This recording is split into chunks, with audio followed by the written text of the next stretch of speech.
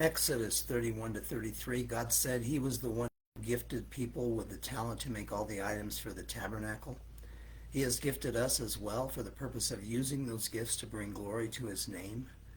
God instructed the Israelites to observe the Sabbath as a day of rest, and this is a good principle for us as well.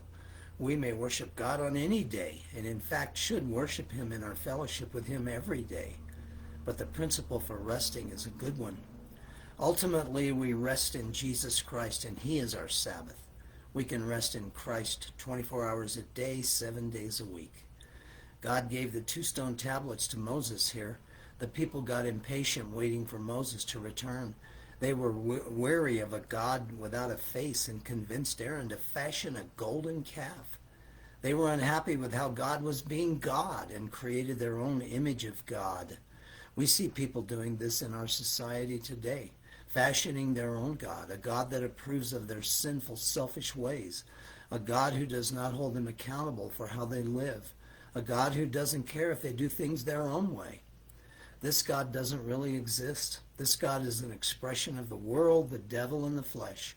Are we submitted to the real God and his way of doing things? Are we submitted to the God of the Bible?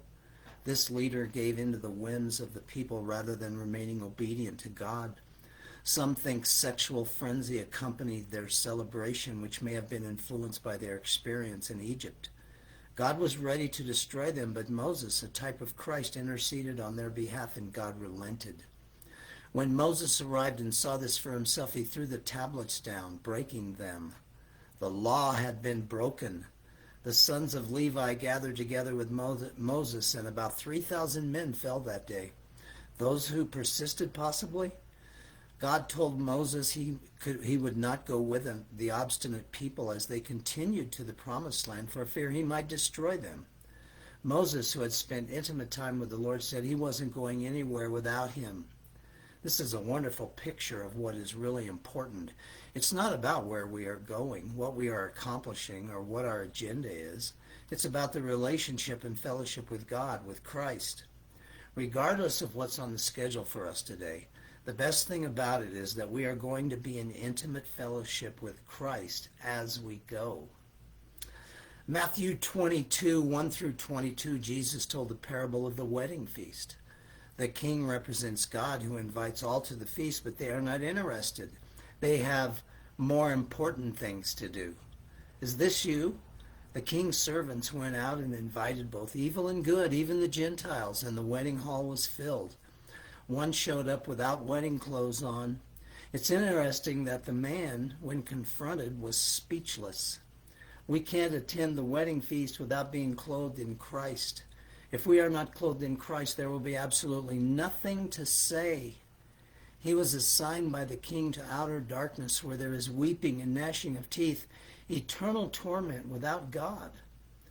This is Jesus saying this and warning us. There is a very real heaven that we can have through faith in Christ, but there is a very real lake of fire waiting for us if we reject Jesus. The religious leaders tried to trick Jesus, asking him if they should pay taxes. Jesus said we should render to Caesar the things that are Caesar's, and to God the things that are God's. There are 2 spheres of authority here, and we have an obligation to both in proper measure. God's ideal is that government operate in a way that serves, protects, and does what is good for the people. If the government does not do this, we as believers follow and stay loyal to God, not the government.